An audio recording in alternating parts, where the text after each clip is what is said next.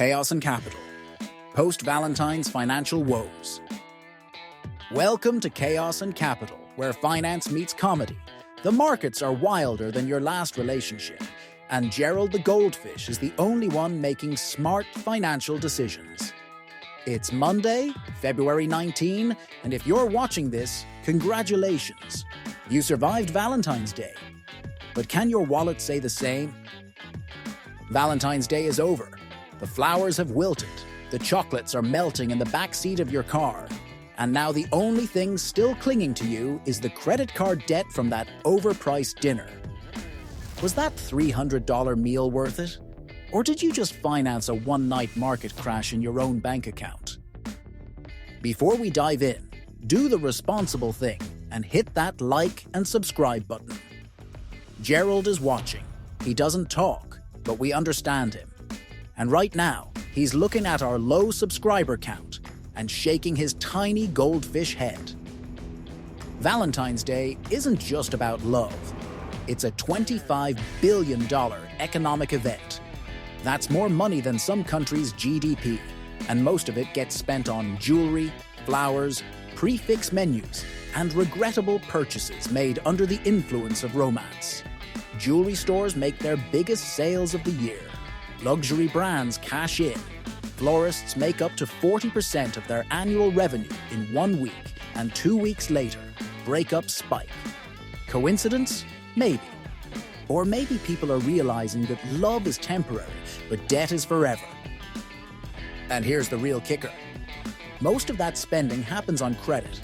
By the time March rolls around, people are still paying interest on last month's emotional investments. Gerald would not approve of these financial decisions. Let's be real. Love makes people stupid. There's actual science to back this up. People overspend on Valentine's Day because of something called romantic signaling. Translation: they want to flex.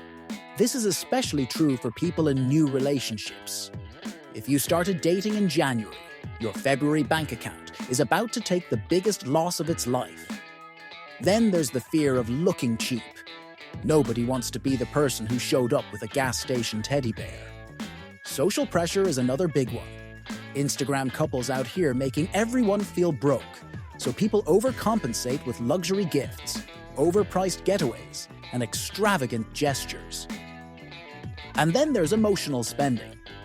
Valentine's Day is peak loneliness season, and sometimes all it takes is one wine-fueled Amazon spree to fill the void. Was that $500 dinner a smart investment? Or did you just take a Lambo-sized loan on temporary affection? Let's do some quick dating ROI calculations.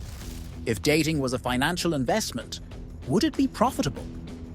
Scenario 1. You spend $300 on a fancy dinner. The date goes well. Then she ghosts you. Return on investment? Negative 100%. Straight to the loss column. Scenario 2. You drop $1,500 on jewelry and flowers. She loves it. 3 weeks later, she says she needs space. Return on investment? Negative 1,500%. Emotional bankruptcy declared. Scenario 3. You spend $50 on a home-cooked dinner and write a handwritten letter. She calls you thoughtful and says it's the best date ever. Return on investment? Infinite. You found someone who appreciates frugality. Warren Buffett would be proud. Spending doesn't equal love, unless you're dating a credit card rewards program. And then there are the people who take Valentine's Day spending to the extreme.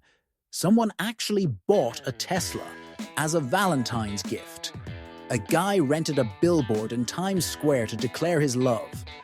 Turns out she wasn't that into him. An influencer flew their partner to Paris for dinner, then broke up 2 weeks later.